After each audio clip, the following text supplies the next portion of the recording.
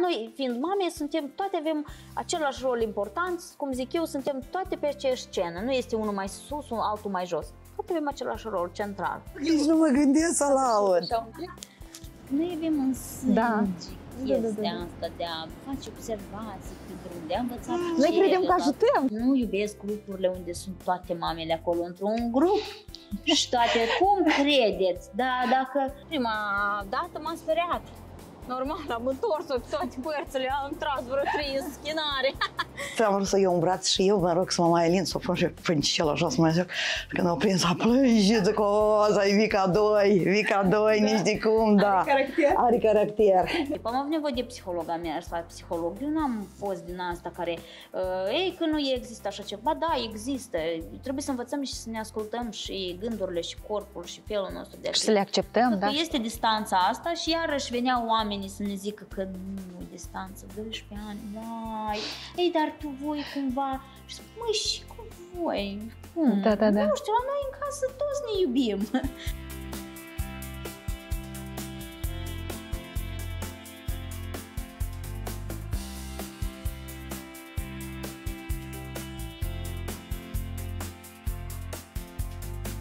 Bine v-am regăsit la o nouă ediție Mama Imperfectă.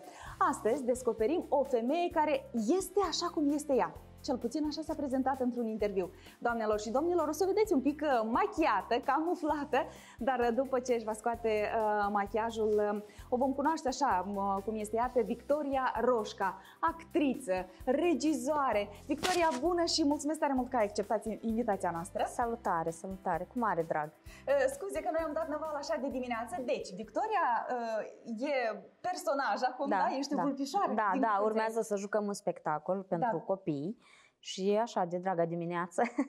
Pentru că nu știu când o să vedeți voi emisiunea, dar noi filmăm așa, din zori până în seară, până când o să ne țină. Până soarele. Da, o să aflăm acum un pic din programul tău, sau poate ne divulgi tu ce vom face astăzi, unde vom merge? De obicei, dimineața sunt în prima parte a zilei acasă, dar pentru că avem spectacol, timpul este împărțit cu scena, cu repetițiile, după care o să merg repede pentru că eu alaptez și titica are nevoie de mine. O să o scoatem un pic și afară pentru că iubește să stea la aer curat. Avem și o sală de luat în chirie, trebuie să merg să vorbesc pentru că în decembrie o să jucăm un spectacol. Și încă eu cred că pe parcursul zilei tare mult se poate schimba pentru că la noi nimic nu-i pus așa bătut în ținte. Da. Noi suntem pregătiți, știi, pentru improvizație din asta în proces de lucru. Vreau doar să te întreb, deci nu arată mereu diminețile tale astfel de aglomerate? Pentru că pentru mine a fost tare greu în această dimineață să-i duc pe toți trei la grădiniță, școală. După asta să vin încoace și îmi imaginez că și tu, având un școlar acasă, trebuie să-l pregătești. El deja este foarte independent, are 12 ani, se trezește dimineața, uneori ne trezește el pe noi și își pregătește ghiozdanul singurel, se duce singurel la școală, e foarte așa, să zic, responsabil și un pic din punctul ăsta de vedere este mult mai simplu. După masă vine, mănâncă și pleacă la not. Cel puțin de când a apărut surioara, el brusc s-a maturizat. Noi singuri suntem încă așa mirați de tot acest proces. La început credeam și ne speria un pic, dacă sincer, dar acum mai probabil era și timpul. Da, era și timpul. Da. Poate o să-l cunoaștem și pe el, nu știu, dar cu siguranță o să vorbim despre el, despre relația dintre ei doi, că am înțeles că au fost și niște provocări acolo.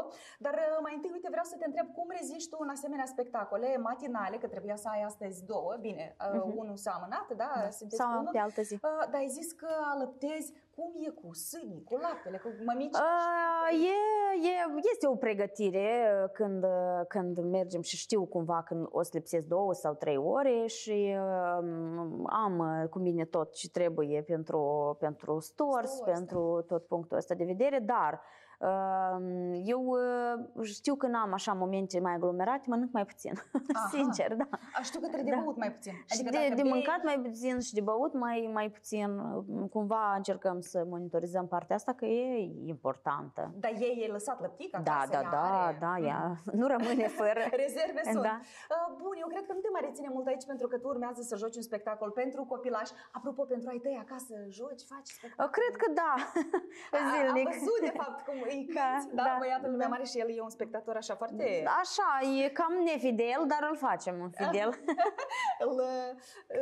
îl impui într-un fel oarecare. Nu, eu îl rog de obicei, că zic, uite, am nevoie de ajutorul tău, vreau să filmez, îi zic și el spune, participă ori nu participă. Pentru mine tare mult contează ca el să-și spună punctul de vedere, de asta și am zis când e vorba de filmări, că o să-l întrebăm, pentru că el nu iubește întotdeauna să apară public și îi respectăm cumva dorința lui. Respect și apreciez foarte mult această decizie ta de a asculta copilul și de a nu-l impune într-adevăr să fac ceva.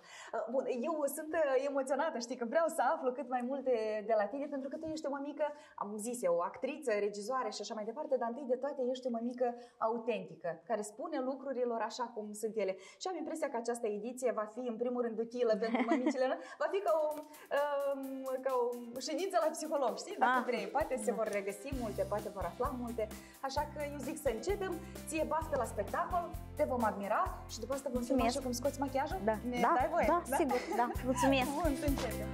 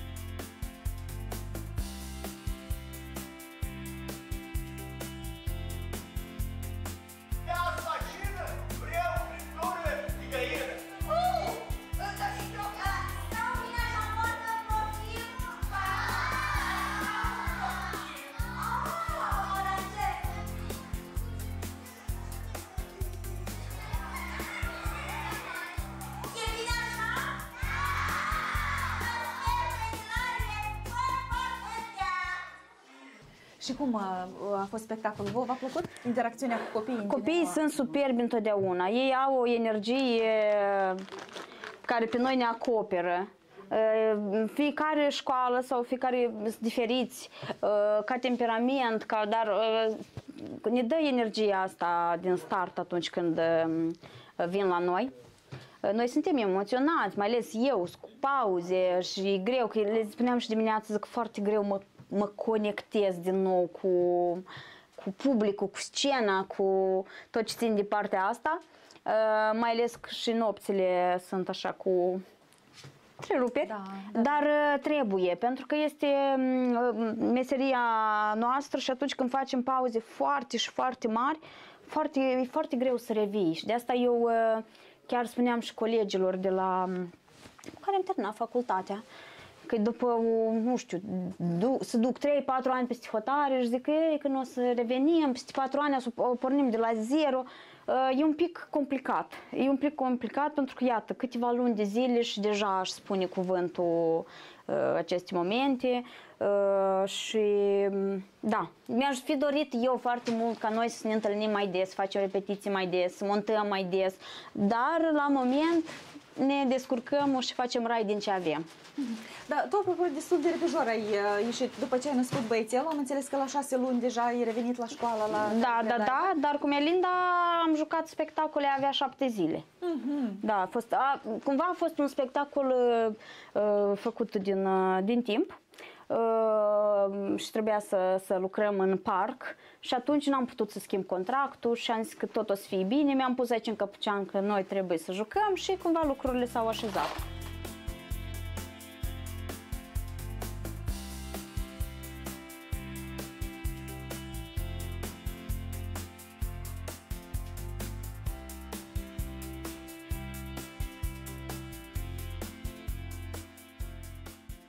Cum e Victoria, ca și mămică, cum dumneavoastră o percepeți? Da, cum? Eu mi-am închipuit că ea să fie mai fricoasă, dar e destul de scurcăreață.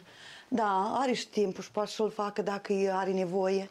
Și copilul în preajmă și văd că descurcă, e ok de bine. A fost și la teatru, fetița? Nu, la teatru nu. Dar dumneavoastră vă vedeți Da, des, eu... ne vedem des, da. Noi am și mai facem câte o promenadă prin parc, mai asta. Ne mai vedem în weekend-uri, la repetiții, ne mai vedem, e ok, e bine. Am vrut să iau un braț și eu, mă rog, să mă mai alin, să o pun și pâncicel așa, să mă zic. Și când au prins, a plânge, zic, o, e Vica 2, nici de cum, da. Are caracter? Are caracter.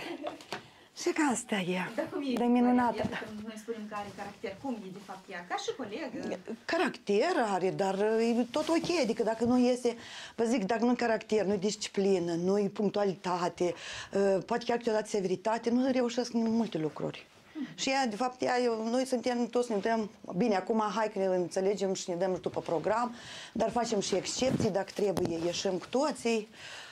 Îmbinăm foarte bine toate, vă spun, e ok. E perfect chiar e destul de frumos.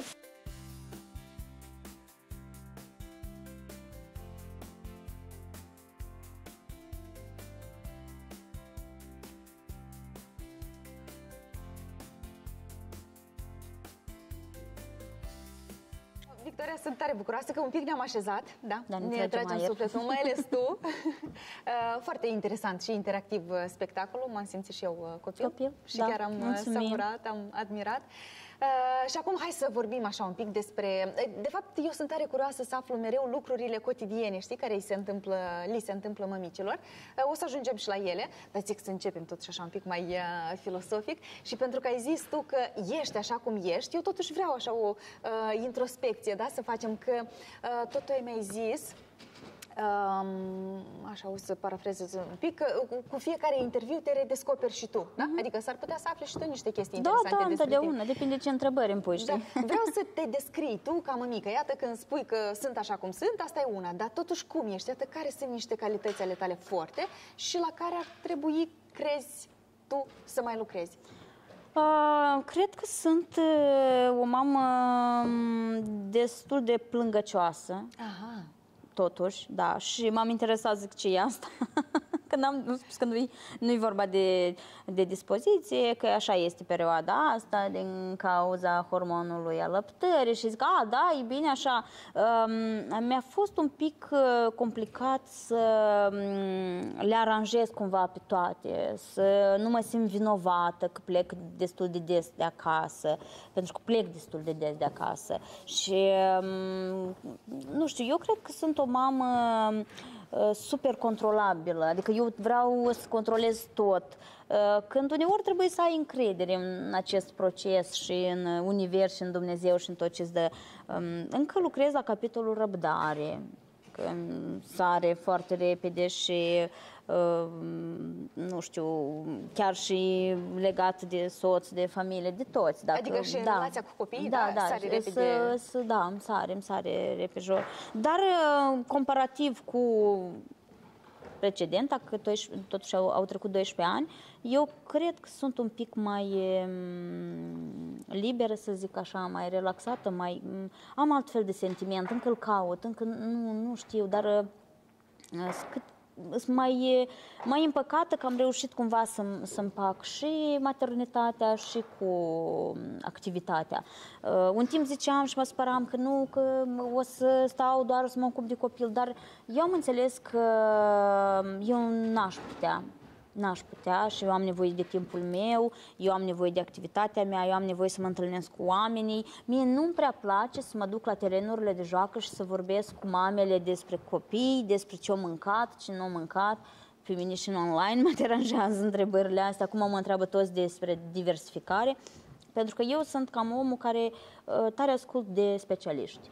Și nu-mi place când se întrece măsura asta și cineva și alt rol decât cel pe care îl avem. Și am zis că nu îmi cereți, vă rog, sfaturi, nu vă dau regimul meu alimentar, nu vă zic ce medicamente luăm când ceva, pentru că nu este recomandat, nu este bine și nici eu nu cer de la alții. Iată. Adică oamenii vor experiența ta cumva, da? Ce le dai tu, ce faci tu, dar tu postezi asta cumva pe story, adică spui când te confrunți cu, de exemplu, da, povestesc experiența mea. Chiar am povestit, pentru că noi am avut o experiență cu Melinda, chiar nu ne dădeam în cap ce poate să fie asta și ea avea intoleranță la lactoză. A fost foarte complicat pentru că ea plângea mult. Noi nu înțelegeam de la ce plânge. Noi cred că am fost la foarte mulți medici ca, într-un final, să-i găsească, iată, momentul ăsta. Niciodată nici nu m-am interesat. Și până ai auzit cu ultimii ani, nici nu m-am interesat. Dacă eu, nu știu, Ovidiu era deja mare, nici nu trăgeam cu urechea la așa momente. Și nici nu sunt consumatoare a mamelor care postează foarte mult pe rețele în momente de asta, pentru că nu-i cumva, zicem, nu-i domeniul meu și nu mă regăsesc. Dar e ceva foarte și foarte, foarte important, dar iarăși mi-a scris după asta tare multe mame că la fel se confruntă cu anumite situații și am zis că eu pot să vă recomand specialistul la care eu am fost. Atât. Nu vreau să vă zic ce ne-a prescris nouă, pentru că copiii sunt diferiți și chiar nu vreau să fac momentele astea. Și apoi cum o alăptezi dacă are intoleranță? Eu țin o dietă, dar nu mănânc lactate deloc. Nu e simplu. Dar pentru ea este nevoie, mai ales în primele luni de viață și, într-adevăr, s-a schimbat, s-a văzut în câteva zile schimbarea. Suntem pe calea cea bună. Și deja m-am deprins, dacă sincer, în 5-6 luni aproape de când suntem așa, m-am deprins și sunt foarte, foarte bine așa. Cu dieta asta, da? Spuneai, uite, că ești sensibilitatea, aș spune eu, da? Că plângi mai des, sub caracterul ăsta așa mai, care caută să controleze totul, este totuși și o doză de... o doză mare de sensibilitate. Și știu că ai povestit uneori că, iată, chiar înainte, cu vreo săptămână înainte să naști, ai tras așa un bocet din ăsta sănătos, anume din cauza că simțeai că parcă Dumnezeu îți dă ceva, dar pe de altă parte pierzi din altă... Da, dar de fapt când ea s-a născut, din contra, am avut un boom din ăsta de energie și m-am simțit că, eu chiar am pentru ce trăiești și chiar am ce face și atât de important și cum găsim să combinăm lucrurile și cum știm să renunțăm ceva pentru ei. Asta este fantastic și e doar o perioadă. Iată, pe mine partea asta mă liniștește, că doar e o perioadă, sunt 1 an, 2, 3. Și ei cresc atât de rapid. De ce bat cumva în asta? Pentru că sunt multe mămici care s-ar simți vinovate. Știi că, uite, ori stau în concediu de maternitate și îi se pare că 3 ani se izolează și vor pierde și din job și din abilități și din muncă și așa mai departe. Acum sunt foarte multe, nu știu, întâlniri între femei cu copii. Ai ce să faci. Nu trebuie să ne izolăm. Nimeni nu ne pune și ne încuie în casă și zici, gata, voi, gata, ai copil, stai acolo. Nu trebuie să ne simțim cumva vinovate că al nostru este un pic mai plângăcios și nu-l duc acolo că o să deranjeze pe cutare sau pe cutare. E un proces absolut normal, firesc, în care noi trebuie să găsim să ne simțim bine împreună cu copilul nostru, acolo unde ne ducem. Bun, eu nu vorbesc cu copil care îl alăptez să vii la teatru, dar în parc, cu prietenele, cu colegile, cu, nu știu, vecinii, nu știu, mergi, rogi pe cineva pe o oră, 2 să te duci pentru tine, să privești ceva, un film. Totuși noi trebuie să găsim și momentele astea doar pentru noi, pentru că sunt importante, dar eu întotdeauna zic, măi, copilul ăsta are tată. Noi nu l-am făcut singure. La mine Viorel este foarte, așa, activitate, foarte. Dacă trebuie și noaptea, am avut niște momente în care m-am simțit rău, vine, se implică, schimbă, hrănește atunci când mă simt rău și nu am putere, trece frumușel la sticluță, nu avem, totul e pe înțelegere. Principalul ea să fie liniștită, calmă, hrănită, schimbată, asta. Dar și confortul mamei, în primul rând. Eu zic că dacă mama nu are pace, liniște și confort, tot, nu doar de relația de copil, dar toată casa e zbuciumată. Da. Dar apropo de nopți, cum dormiți? La ce interval se trezește? E bine, se trezește odată la 2 ore jumătate, 3, mănâncă și adorme înapoi. Depinde, dacă este mai agitată, poate să se trezească și la 4 și la 5 dimineața, să stă așa o oră. Și acum gângurește, acum e interesant, gângurește, parcă ne înțelegem așa din cuvinte. E un copil calm, de fapt, și Ovidiu așa a fost. Eu am noroc de copii calmi, liniștiți, zâmbesc mult. Da, sunt foarte lipicioși, așa. Dulci, da, când noi ajungem seara acasă, uite, țintă, ea nu înțelege de ce eu nu iau în brațe prima, dar durează un pic, când speli mâinile, până te dezbraci. Și ea nu înțelege, pentru ea e cumva un șoc, că noi am intrat, am văzut-o, dar noi n-am luat-o în brațe. Dar eu zic că e un copil foarte așa cu dispoziție. Cel puțin eu dimineața mă încarc de la ea de dispoziție. Dimineața să trezi odată cu mine, pentru că ea se trezește odată cu noi. Dacă nu sunt în cameră, gata, când te întorci ai cu ochii cei mășcați. Dar tu, iată ce faci în momentele astea când ea se trezește. Nu știu, poate taman atunci îți vine o idee de un spectacol sau de un sketch. De obicei așa și lucrăm și o implic și în filmările mele dacă trebuie. Un pic nu-mi place de mine la capitolul ăsta că sunt nevoită să o implic în filmări și în activitatea mea. Dar ziceam așa, dacă ea o streseze, nu o să-i plac, oricum n-am să o implic, dar ei place. Și ea este bine, adică nu avem momente din astea în care eu, chiar nici pe Ovidiu, să-i impun că gata, particip și asta e. Eu o văd pe dânsa cu dispoziție, e bine, ok, nu, o să cresc un pic mai mare și o să zic că tot așa că vreau, dar nu vreau. Dar ție de ce nu-ți place? Pentru că nu vrei să o expui, pentru că poate te gândești la, nu știu, ochi de ochi și nu știu ce? Sau ca să nu-ți reproșeze ea peste un timp? Nu, nici de reproșuri, nici de ochiuri din astea, dar să nu obosesc, să nu implic foarte mult în lucrul meu, în tot ce țin de parte. Dar mi-am dat seama că nu am cum. Nu am cum. Totuși face parte din tabloul ăsta. Exact. Și asta e situația. Vreau să revenim încă un pic la sensibilitate, că ai zis că plânge. Asta poate fi legat și de depresie din asta postnatală? Baby blues sau cum? Eu nu am avut cu ea încă. Cu Ovidiu am avut. Aha, deci nu excluzi că există da, așa ceva? Nu exclud.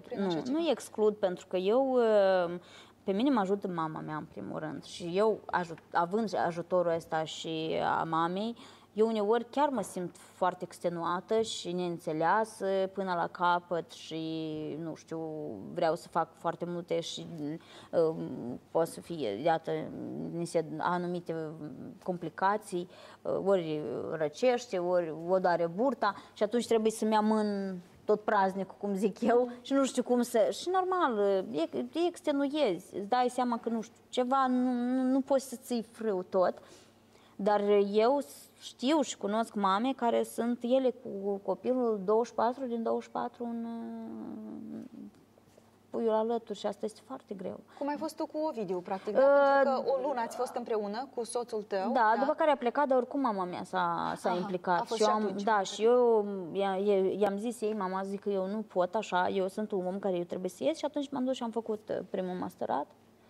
Și măcar ieșeam seara 2 ore pe zi și deja mai târziu am revenit, mi-am luat 6 ore pentru că eram profesoară de teatru într-un centru de creație și îmi luam și mergeam o dată în săptămână, nu mai țin minte, dar îmi făceam timp, nu mi-am dat total la o parte tot, dar nu toți au această posibilitate, pentru că eu știu că sunt mame care stau cu copiii ori 3 ani, regulat, cineva știe din nevoie, cineva pentru că alege asta, pentru că vrea să trăiască și, de fapt, iată, emisiunea asta, că nu pot să zic podcast, e pentru ca toate mămicile să se regăsească, știi, și să înțeleagă că e ok, așa cum aleg ele. Exact, dacă vrei să stai în concediu 3 ani și îți face bine să stai 24 din 24 cu copilul, să aleagă această cale, să nu te simți vinovată dacă vrei să mai ieși și să continui și carieră și să... Eu aveam pe cineva în curte și dacă mai ieșim și vorbeau între ele și zice, ce faci, ești la serviciu, întreabă pe cineva. Da, chiar am să stau acasă, chiar îmi place, chiar vreau să mă odihnesc, adică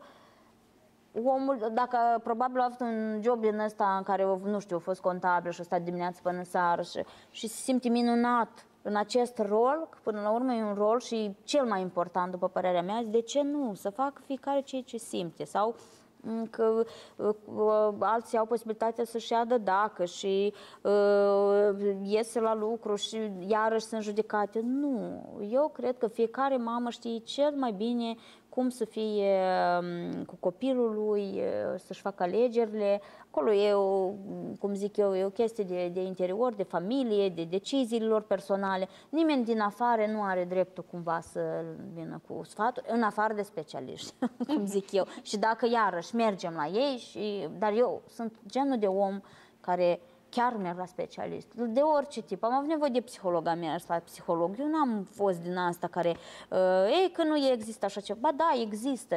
Trebuie să învățăm și să ne ascultăm și gândurile și corpul și felul nostru de a fi. Și să le acceptăm, da?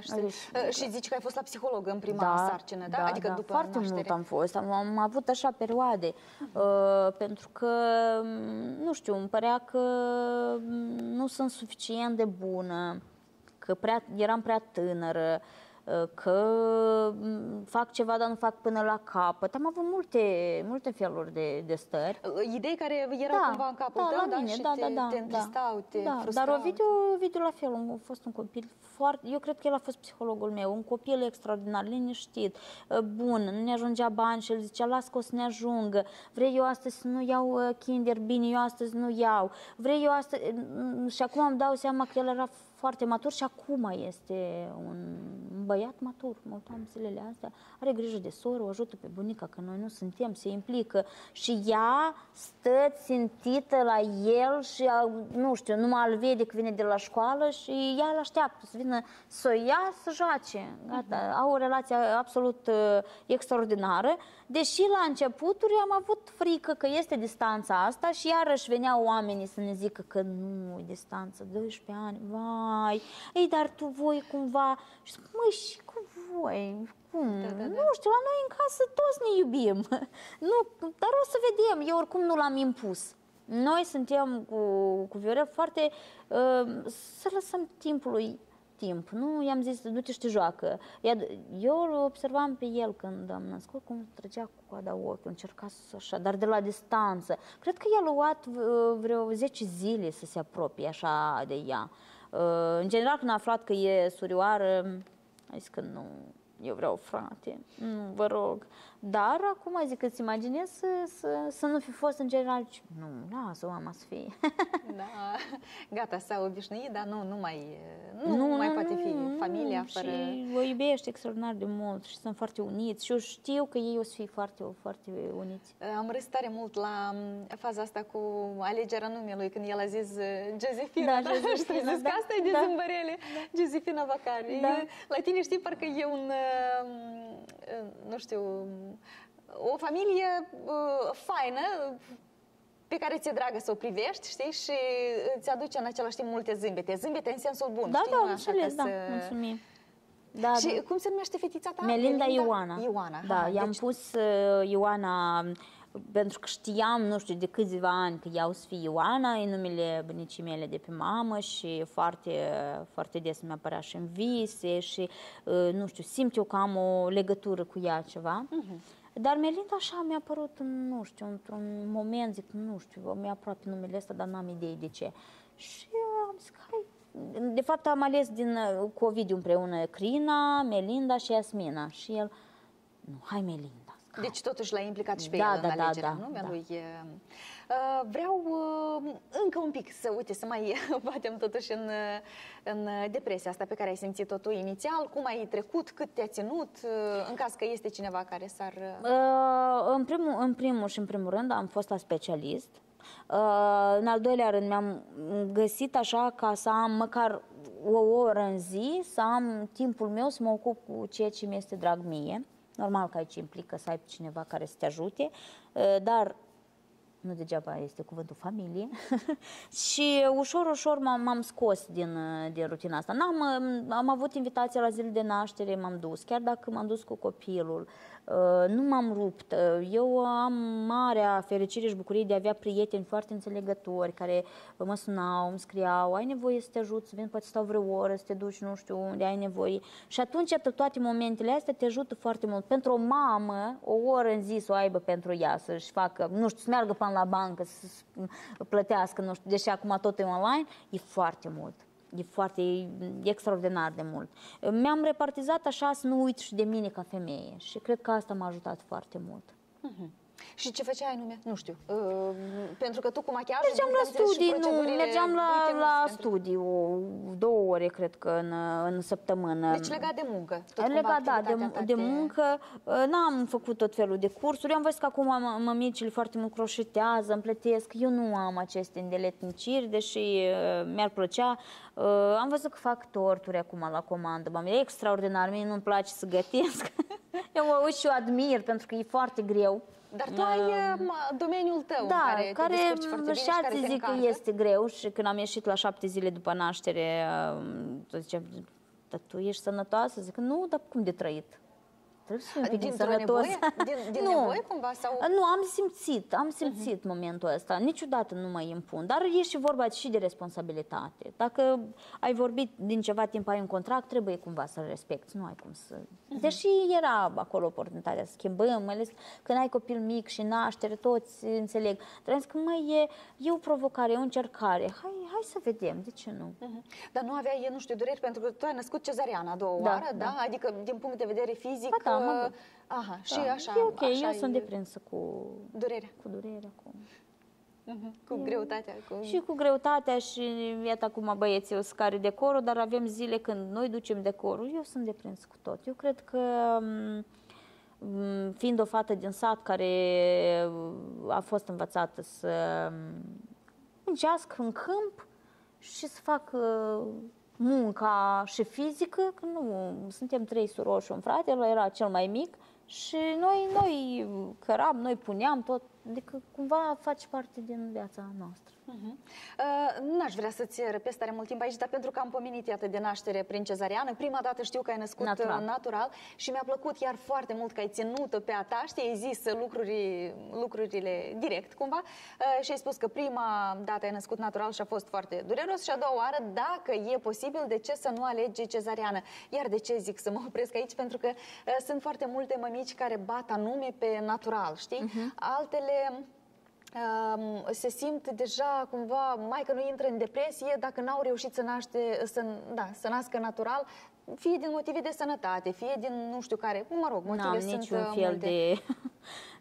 La acest capitol am ales așa cum am simțit. Când am născut natural primul, nu pot să zic că am ales, nici... Așa a fost. Erau toate condițiile. Era bine, cel puțin, dar am născut oricum cu termenul mai devreme și oricum ultimele nu era. Dar cred că pe atunci tot natural avea să nască, nu se știa în general de cezariană și se făcea doar în cazuri super complicate. Dar pe a doua eu am știut sigur că eu am să nasc cezariană și spuneam, dar nu dau sfaturi nimănui. Este alegerea mamelor, au medicii lor pe care poate să se discute, să le îndrume, nu știu. Eu am ascultat de medicul meu și până la final a zis că da, tu și cezariana aveai să naști pentru că cordonul era în jurul gâtului și era destul de complicat. Nu mă simt niciodată nemamă sau mai puțin mamă, nu știu din care motiv. Sau am văzut postări din astea unde, iarăși, nu iubesc grupurile unde sunt toate mamele acolo, într-un grup și toate, cum credeți? Da, dacă... Și toate experte. Exact. Eu am zis că e și o problemă în noi ca mame atunci când noi ne cerem păreri despre viața noastră, despre alegerile noastre de la tot niște femei al de noi. Adică ce înseamnă asta? Multe chiar găsesc răspunsurile acolo pe care le caută, da? Atunci când vii cu o recomandare, ori de specialist, ori de... Nu zic, fetelor, da, dacă nasc prin cezariană, ce părere aveți, da? Dar nu, că observ acum de un timp sau sunt și eu acum în niște de grupuri, am nimerit acolo, urmăresc, foarte rar mă expun, sau poze cu, nu știu, ieși la copilul alergie și o pune acolo și o altă mamă zice, asta e asta. Și zic, ce e asta? Eu nu sunt adepta acestor postări, sunt iarăși medici, nu-mi place când, dar iarăși uneori mamele au nevoie și ele să vorbească și probabil asta e o metodă de a comunica, sunt mai singuratice, nu știu care e... Important este să nu se întreagă măsura anume în comentarii din astea mai negative. Știi că l-a dat sfaturi, da, suntem buni, dar și l-a criticat. Și când se năpustesc mamele asupra altor nu cer niciodată sfaturi, nu mă interesează. De asta, nu... În momentul în care noi fiind mame, toate avem același rol important, cum zic eu, suntem toate pe aceeași scenă. Nu este unul mai sus, altul mai jos. Toate avem același rol central. Și nu înțeleg de ce, în momentul când tu începi să ceri într-un grup de mame în care ele sunt exact ca tine, tu, nu știu, îți ceri parcă permisiune de ceva sau nu înțeleg de ce fac momentele astea. Da. Uite, pentru că totuși suntem într-un teatru și tu ai zis că vezi oamenii în personaje. Adică tu poți să vezi o femeie mai în vârstă și imediat o categorisești într-un anumit personaj. La capitolul Mămici, bănuiesc că tot sunt. Uite, poate chiar pe grupurile astea nu te inspiră nimeni pentru vreun Ba da, și văd de tot felul. Și care sunt ale tale preferate personaje? Iată, eu chiar vreo 2 săptămâni în urmă și am zâmbit așa de mult, era într-un parc la noi în Chișinău, e așa o tabliță și scrie acolo, nu hrăniți rațele, da? Și trece o mamă cu puiul de mână și citește, nu hrăniți, și scoate o mamă de baton, știi? Și hai să hrănim și zic, e ca cum? Da. Și acolo scrie, anume cu pâine să nu hrănești, adică dacă, nu știu, seminți, ceva, cereale, ok, dar și zic, nu, e ca asta e de noi, e ca asta e da. Și mai sunt multe momente, sunt cu copiii ăștia care sunt mai mari și cu jocurile astea pe la topogane dar eu așa, sunt mai distantă, pentru că încă Melinda e mică. Nu știu, să mi aduc aminte de când era Ovidiu mic, dar mie nu prea plăceau terenurile de joacă comune, dacă sincer. Deși el iubea și alerga și se ducea, îl însoțeam, dar nu încercam eu să... Eu totuși cred că și copiii noștri au nevoie să socializeze un pic și fără mame, că eu întotdeauna zic, mamele stric toată treaba acolo. Pentru că ele sunt nu știu ce, copiii sunt mult mai buni ca noi în partea asta și atunci dacă cineva cu o jucărică, lasă-i să învețe să comunice, dacă chiar nu vrea copilul să-și dea jucărie, asta tot este ok. Eu nu văd în asta o problemă. Este jucăria lui, nu este pregătit să o împartă. Nu văd în asta o problemă, nu văd de ce... Păi, trebuie, dar de ce ea ca... Nu vrea, este alegerea lui. Mai sunt cazuri în care observ unele mame, copiilor sunt tot ce înseamnă străin, jucărică străină, dar el nu iese niciodată nici cu o jucărie. Și în momentul ăsta atunci tu ca mamă un pic te implici, ieși tu cu o jucărie și lasă ei un pic să facă schimbul ăsta, dar așa tu o iei din mână la ăsta care și-l faci pe el rău, dar tu nu ieși niciodată nici cu o jucărie. Și am înțeles că mulți nici nu vreau că ele se strică, dar ok, atunci... Dar iarăși, eu sunt așa mai distantă sunt un bun observator în acest domeniu, Melinduța încă e mică, dar da, urmează să vedem. Oricum lumea s-a schimbat, nu e cea care era cu 12 ani în urmă și spre bine. Adică tu urmează încă să descoperi viața asta de pe topogane, acum cu această rezervă de 12 ani, interval. Bun, Victoria, eu zic să mergem mai departe, e frumos aici, e confortabil. Mulțumim. Mergem la acasă, trebuie să o alăptez și probabil va trebui să ieșim un pic la aer, pentru că nu știu dacă a reușit bunica astăzi să iasă cu ea afară, dimineața e mai frig și noi așa după 11 încolo ieșim și... vorbim. Întrebări, mai avem multe și sunt sigură că tu ai ce să ne povestești, așa că ziua noastră continuă.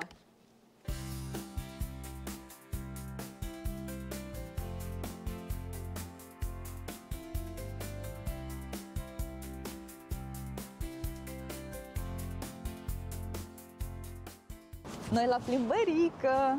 Iaca și Victoria cu fetița. Bine v-am regăsit! Salut! Ui, ce bombonică! Tot în roz, da? Da! Îți place ție? N-am geanta, Victoria. Nu, stai că am ceva. Știi? Când da. Spate, nu te deranjează. Nu. Cât am, n-am tare mult, dar spunem, dar unde spunem noi? Așa, aici. Așa. Apropo, tu ce de Eu sunt ok cu lucrurile astea. Da, eu tot și la alți copii la fel, când îi văd prima dată și văd că toată lumea face așa, fac și eu așa. N-ai superstiții sau n-ai repulsii față de tradiții? Dar este vreuna așa care îți pare mai de ochiată, mai, nu știu. Aia cu scuipatul. Știi când s-a făcut amnețuși nici de ochi, dar știi, nu zici și numai dat să tragi o coapă, știi, am avut așa niște momente și băi, nu scuipați copilul. Mai este când se sperie ceva copiii, le tai părul, arde, știi? Da, nu, acolo chiar nu sunt adeptă. Adică tu de ochi n-ai frică, da? Uite că noi acum arătăm. Nu, dar în anumite energii, așa, am observat când ne întâlnim, iată, am fost cu dânsa la policlinică și acolo în rând era o doamnă foarte nervoasă, foarte ceva, nu... Și stând acolo, în rândul acela, ea a început să devină foarte agitată. Și iată am zis că înseamnă că totuși este ceva. Simte. Că ei, da... Copilul așa mai sensibil la așa. Da, și ei, repede, astea emoțiile și energia asta se transmite cumva. Dar și noi când stăm într-un mediu așa mai, nu știu, de care, când ieșim de acolo, mi se pare că tot e tudicat și nimic nu ne place. Da, sunt oameni care te obosesc. Și asta e plimbărica voastră zilnică, să înțeleg, da, noi ne străduim să ieșim de măcar 2 ori în zi.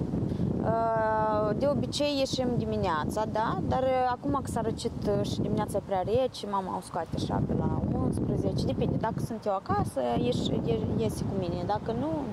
Și asta e partea a doua zilei. Ea așa, ea iubește afară și chiar s-a învățat să doarmă afară.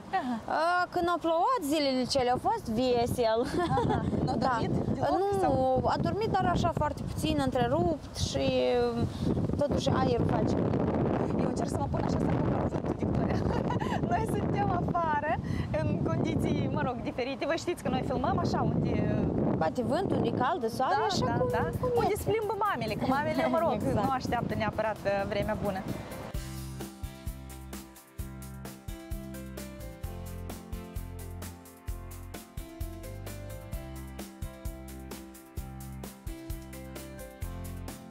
Așa, noi am schimbat un pic direcția împotriva vântului, ne-am pus, totul pentru ca voi să auziți foarte bine. Numai ce nu facem noi pentru spectatorii noștri, da? Apropo, eu cred că acest interviu merită un like din partea voastră și sigur să vă și abonați la canal și să comentați. Eu mereu uit să îndemn oamenii eu sunt aici. Asta.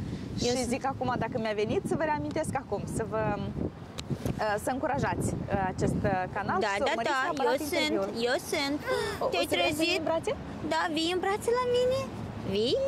Da, ce zâmbăreață e! Ce frumusică! Stai, mama, da, eu te iau. Dacă ai nevoie de ajutor, să-mi spui. Hai, vin, numai că-i vânt. Și vântul nici țâia nu-ți place. Ia că așa. Hop! Hai să punem așa. Hai să ajut? Regul așa. Asta să punem aici? Eu duc chestia. Da. Hai, mama, uite așa, să mergi. Da, noi știm că vrem și în brațe, asta este momentul ei culminant. Știi că este și o carte, o să ți țin în brațe cât vrei tu și încă o secundă sau ceva de genul ăsta. Da, noi așa și facem. Da, ești pentru... Sunt pentru, mai ales că mi-a căzut, da. Că, mă rog, nu-i luați în brațe, că ei se învață. Da, dar asta este perioada în care e unică și gata, nu mai iei după, știi? Și mai citiți-mi undeva că e normal să-l luăm în braț pentru că ei altfel se conectează, ei se simt așa mai în siguranță, mai iubiți, mai protejați și atunci, da, dar ea și este curioasă, ea deja prinde, îi dragă să se uite la frunză, amuși vede porumbei, copii, tare îi place când aleargă copiii cu trotinetele și ea îi urmărește și se conectează. Cred că e un moment foarte important și de ce nu? De ce nu? Dar cât putere avem mama așa să o duc, de-am o altă întrebare. Da, dar referitor la alte limite, nu știu, că se hrănește neapărat din 3 în 3 ore. N-am avut momente din astea, nici că am primit și tabel,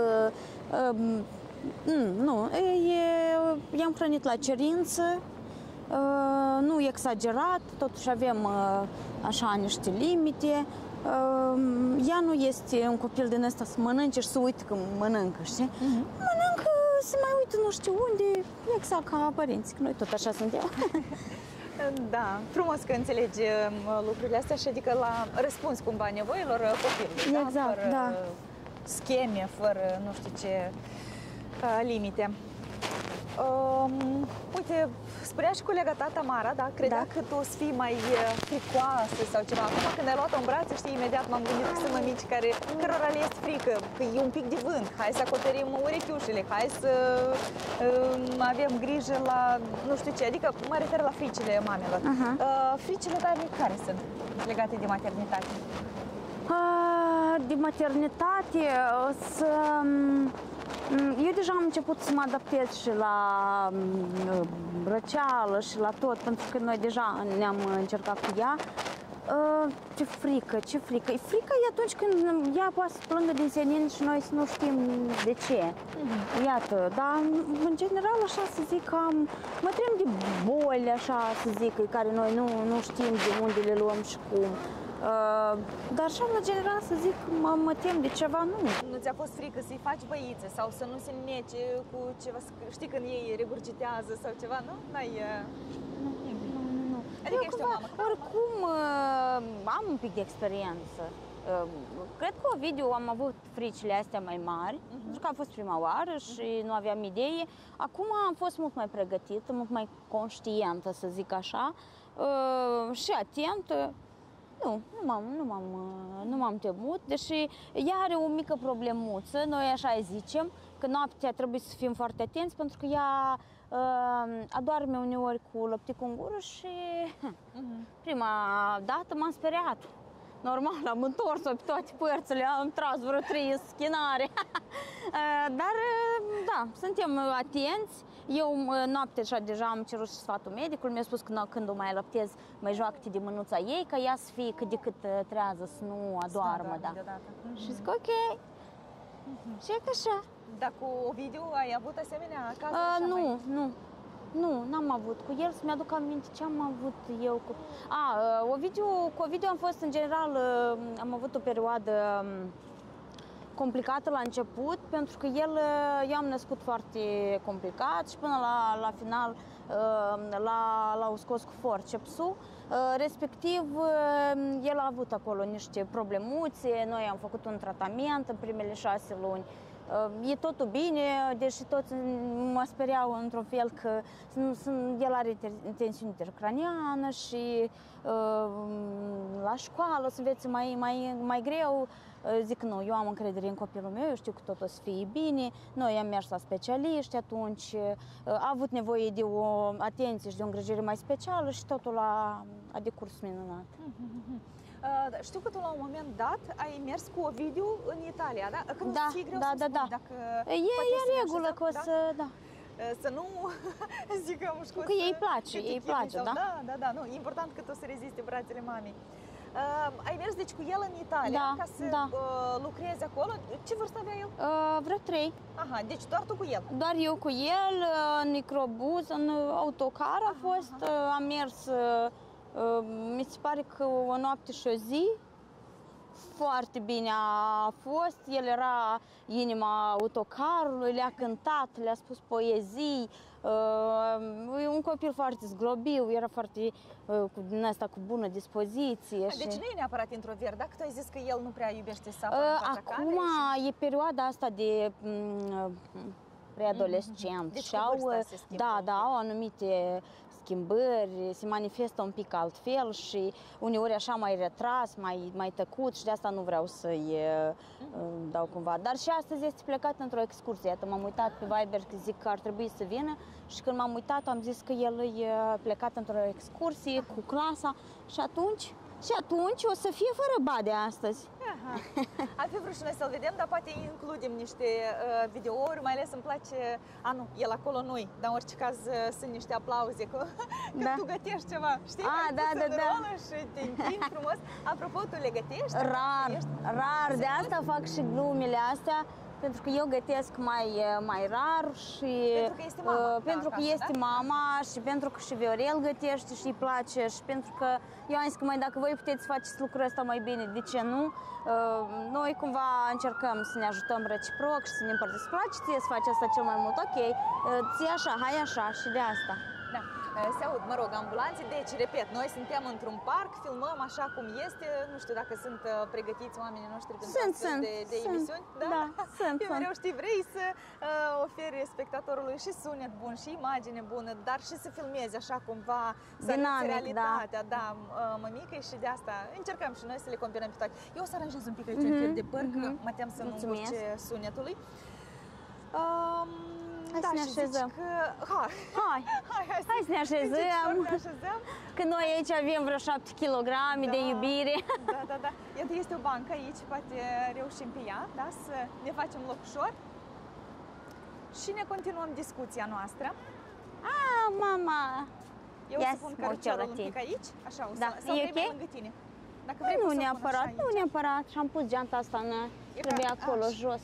Vrei să o pun? Da, te rog, mai bine jos.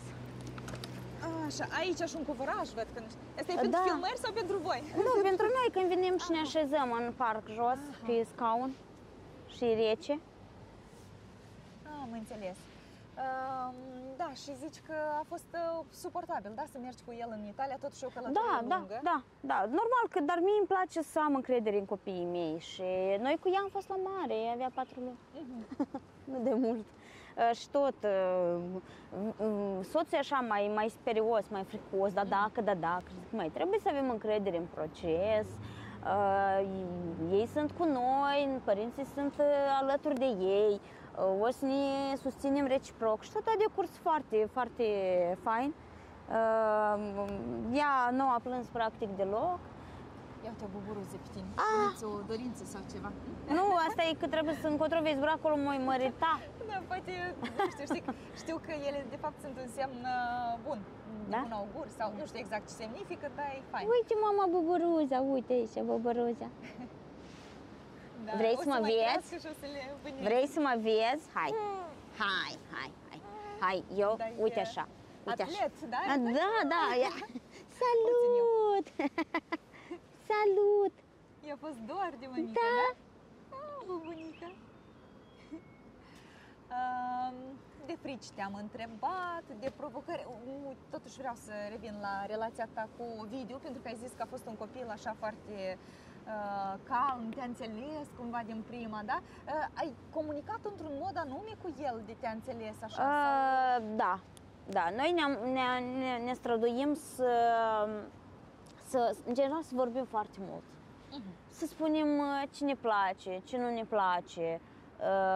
Foarte mult mizăm pe asta ca el să fie deschis cu noi, să nu se teamă că noi am putea să-l pedepsim sau să-l judecăm sau, nu știu, să-i ținem un fel de morală, fără ca să-i dăm și lui cuvântul. Și atunci el a crescut așa un copil în care el știe că întotdeauna acasă el are oameni care îl iubesc și îl susțin indiferent de tot. Dacă el a greșit la școală sau nu, sau e vinovat sau nu, el vine și spune lucrurile așa cum sunt de fapt și noi încercăm să avem așa un dialog constructiv. De fapt, Viorel este cel mai calm aici, eu sunt un pic așa mai iute, dar n-am vrut niciodată să fim niște părinți care doar dictează, care nu știu să asculte copiii, nu au răbdare cu ei, pentru că până la final ei au nevoie de toate momentele astea. Și eu singură acasă am fost copil care, deși eram foarte mici, la noi, nu știu, Părinții tare mult țineau cont de părerea noastră. Chiar și atunci când, nu știu, a fost așa un caz că i-au decis ca să vândă vaca. Și atunci a fost așa un fel de consiliu, uite, noi avem așa plan, voi ce crede, știu că fratele meu tare a plâns, că noi eram foarte legați de curtea noastră, de animale, noi aveam nume pentru fiecare, și de asta încerc și cu copiii mei să fie exact la fel, pentru că ei au nevoie de să fie, sunt importanți, sunt parte din familie, chiar dacă sunt mici, dar noi învățăm unii de la alții. Oh, ia uite la mine, puiul, uite la mine. Si. Oi, ce somn încă, așa? Da, ți somn. Da, uite, tot legat de copilăria ta, mai ziceai tu într-un interviu că erau momente când vecinii, da, sau oamenii care te vedeau ziceau că tu ești cumva da, dar nu cu rău, eu acum am înțeles că nu, că de fapt noi am fost o mahala foarte unită, cu mulți copii, eram de seamă, ne duceam la școală împreună, veneam, treceam foarte mult timp împreună, mâncam unii la alții, făceam mama plăcinte, toată mahalaua erau la noi. Dar eu, într-adevăr, am fost un alt fel de copil, pentru că eu întotdeauna eram cea care venea cu ideile astea mai năstrușnice. Hai să ne jucăm de fugărița, dar prin copaci. Trebuia să sai dintr-un copac în altul, aveam eu ideile mele și tot eu eram cea care să organizeze, să facem de la 5 la 10, să facem tot, nu știu ce nu făceam, concert. Și ți minte că zic, hai să facem concert, dar să fie cu bani. În clasa a doua. Da. Și fiecare aducea de acasă câte ceva. Adică mi-a plăcut dintotdeauna și partea artistică, dar și partea de organizare și să fim creativi, activi, dar cam toți copiii din perioada aceea erau foarte conectați, da, la drum, la jocurile de acolo. Și n-am să fac acum comparații, că noi nu avem mediul cel ca să-l oferim copiilor noștri, din păcate. Știu că mulți compară, eu zic mai nu putem, că nici părinții, și mama mea când îmi povestește că ea au pus tutun. Și... Da, de fapt, adică nu la această comparație mă refeream, dar tu ziceai că părinții tăi, deși cineva spunea că uite, tu ești nu știu cum ești, părinții tăi nu ziceau nimic, din contră erau cumva de partea ta. Ei spuneau că eu sunt un copil extraordinar, copilul lor, pe care îl iubesc, îl respect așa cum este, tare îmi place tot ce înseamnă respectul reciproc, indiferent că ești ca statut mai înalt sau nu, fiecare îi respectă limitele celuilalt și asta e minunat. Eu vreau să te întreb din perspectiva, iată, să-ți imaginezi că tu ești astăzi, de exemplu, într-un magazin cu copilul tău, da? Ori Ovidiu, ori Melinda, Ioana, și el face un tantrum, ceva de genul. Și trece altcineva pe alături și zice, ai, ce copil needucat, sau știi că se mai întâmplă și din am avut și așa cazuri. Care ar fi reacția ta în acest sens? Iată, având și exemplul părinților tăi, ce spune tu, fiind așa un pic treptăioasă? Am avut așa, cu Melinda nu, dar cu Ovidiu am avut o situație de genul ăsta și am spus, totul este în regulă, el este cu mama lui. Eu sunt aici, eu văd. Nu-mi prea place când cineva din afară se amestecă în borșul nostru și nici nu cred că este corect și nici fain. Dar, mergând cu mama mea acum într-o zi, tot un copil în stradă, nu știu ce a făcut un scandal și mama lui încerca să-l liniștească și mama mea, nu știu, am observat așa și m-am râs, că uite, dacă nu o să fii cu minte, eu am să-ți iau, că era descălțat de un papucel, am să-ți-l fur, am să-ți-l iau, nu știu ce, și eu zic, mama, dar zic, totuși, noi avem în sânge chestia asta de a face observații pe drum, de a învăța pe celălalt. Da, dar de fapt nu, copilul era cu mama lui, ei știu foarte bine ce au de făcut, să coordoneze modul lor. Plus la asta, eu am văzut și am întâlnit foarte multe cazuri în care sunt mame care au copii cu anumite deficiențe, autism, și noi nu avem de unde să știm momentele astea. Și atunci tu te duci să te bărăști asupra oamenilor respectiv. Sau alții încep să vorbească despre educație și despre... Nu cred că e cazul. Pentru că de multe ori mi se pare frustrarea sau nervii sau depresia asta mamei vine și din afară, știi? Da, da, ea că... poate ar fi mai răbdătoare cu copilul, dar simte presiunea asta, știi? Și uite, chiar sunt curioasă. Și observațiile din jur și din...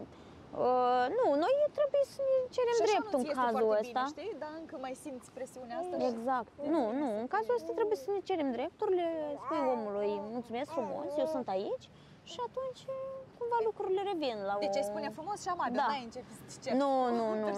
Nu sunt omul să mă cert, asta cred că te epuizează enorm și nici nu cred că e cazul și eu sunt sigur că dacă vrei să lămurești pe cineva, poți și din priviri. Dar eu pot. Am înțeles. Bine că ai acum ochelari și... Și puiu, și ia uite la mine, Melinducea. Ia uite-te la mine, uite-te la mine. Ia, mama, și scoate ochelarii, uite. Ia. Și puiu, ia mânca. Da. Ia mânca. Aici stai semnul. S-a mâncat. Da? Da, ai și biberon pentru orice? Nu, acum n-am luat. Da? Că în 5 minute suntem acasă și mâncăm. Da. E mai complicat acum, pe timp de rece, să alăptăm în stradă și din cauza frigului, dar și a hainelor. Încă nu ne-am adaptat, încă nu ne-am luat haine speciale. Garderoba, Noi abia ne-am trezit în frigul ăsta și tot așa ne-am pornit noi într-o zi și zic, măi, stai că trebuie asta și ziceam că să-mi fac timp să merg un pic prin magazine, să încercăm să ne adaptăm anotimpului, să găsim soluții. Da, serios, nu știu, mie cel puțin nu-mi place să fac shopping. Eu nu sunt amatoare de așa ceva, dar de când este ea, trebuie. Dar și pentru Ovidiu bănuiesc că oricum... Taică-s-o mai mult merge, da. Ei au relația lor specială, ei își fac timpul lor, se mai duc la pescuit, mai ales de când este ea, ei doi încă sunt mult mai conectați, pentru că noi așa am zis că eu, dacă am nopțile astea nedormite cu ea, atunci mai mult viorel, îl duce la not, deja l-a învățat drumul, se duce și vine singurel. Încercăm să ne împărțim ca să aibă și el atenție, să nu fie ruptura asta, mai ales că vârsta lui tot e tare de ochetă și are nevoie de timp. Da? Și de atenție.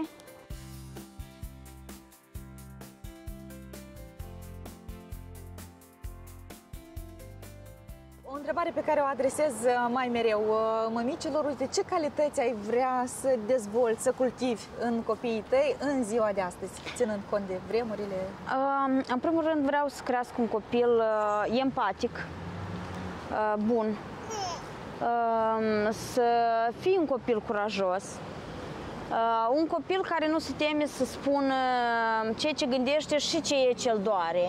Pentru că nu este o rușine să fii sensibil, să fii vulnerabil și cel mai important, să ceară ajutorul atunci când simte că nu faci față provocărilor sau ceva îl depășește. Iată, asta vreau, pentru că trăim timpuri destul de complicate, era asta digitală, îi schimbă total, tot mai puțin se exprimă și atunci suntem chiar nevoiți să le repetăm și să le spunem asta. Scuză-mă că o prietenă.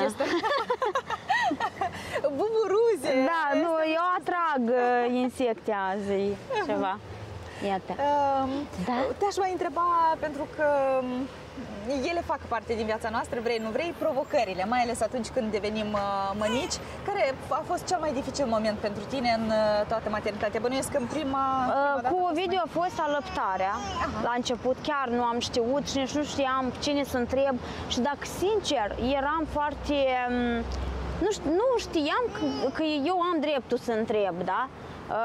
Și de tot de procesul ăsta de a stoarce și toate momentele astea la fel, nu am știut. Cu Melinda deja eram pregătită. Ei, salut! Vrei în brațe? Eu dacă nu o știu, eu vrei în brațe.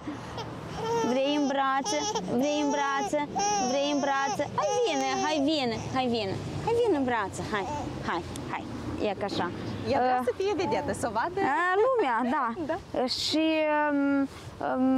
bun, când deja legat de alergii și trebuie să stai să te gândești ce ai mâncat și de la ce putea să fie momentele astea, dar toate sunt trecătoare, adică sunt niște perioade care trebuie să înțelegem că asta e ceva normal, după care aflăm cumva, ne dăm seama de la ce produse, le evităm și mergem mai departe. Cu ei provocările sunt zilnice și de tot felul și de tot neamul. Să iau acum, să zic ceva care a fost și m-a băgat în toate boalele, nu știu, dar în fiecare zi ai anumite situații în care cauți să vezi cum să le depășești și cum să faci față lucrurilor. Eu mai am tare multe lucruri să te întreb, dar în același timp înțeleg că nu e ok să chinuim și copilașul și mai ales pe tine, pentru că se vede că ea vrea acasă, da, probabil ori să mănânce, să mâncăm, să mâncăm. Da, și asta vreau să le recomand și mămicilor noastre, da, indiferent că v-ați făcut planuri nu știu de care, iată, noi vrem să filmăm toată ziua, dar înțeleg că nu ne iese pentru că pe primul plan e oricum copilașul și te simți și pe tine, că vrei să o duci acasă și vrei să-i fii alături și asta încerc eu la fel să încurajez, că mămica trebuie să fie pentru copil, să simtă, să așa. De asta, doar știi, la final, dacă poți să le dai un îndemn mămicilor care ne urmăresc, poate ai un cuvânt să le spui. Da, să se simtă cele mai bune mame pentru copiilor, indiferent de orice. Relația pe care au ei cu copiilor e unică și specială și atunci când aveți nevoie și simțiți că nu faceți față lucrurilor, e firesc să cereți ajutor. Din partea oricui, a mamei, a soțului, a unei prietene, a psiholog, exact, la toți. Doar ca voi să vă simțiți bine, în siguranță și să puteți să fiți varianta cea mai bună, să zic așa, pentru voi și copiii voștri. Victoria, îți mulțumesc tare mult eu vă mulțumesc tău, că ne-ai arătat pe Melinda Ioana. Cu drag. Și pentru toate aceste sfaturi și poate nu sunt sfaturi neapărat, dar de experiența mea. E un, exact. Așa că mulțumesc tare mult. Eu. Fii cu ochii pe tine, pe proiectele tare frumoase, multă baftă în continuare și familie fericită. Mulțumim tare mult, tot binele.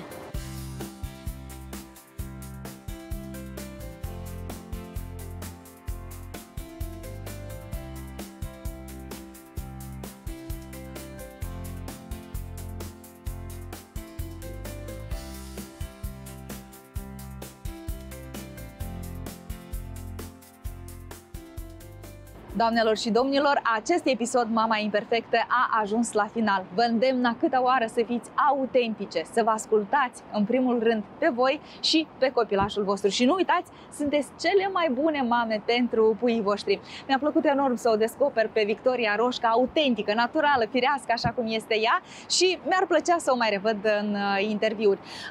Cam atât am avut a vă spune, încurajați acest proiect astfel încât să vină în fața voastră și cu alte eroine, mame imperfecte. Până atunci, pe curând!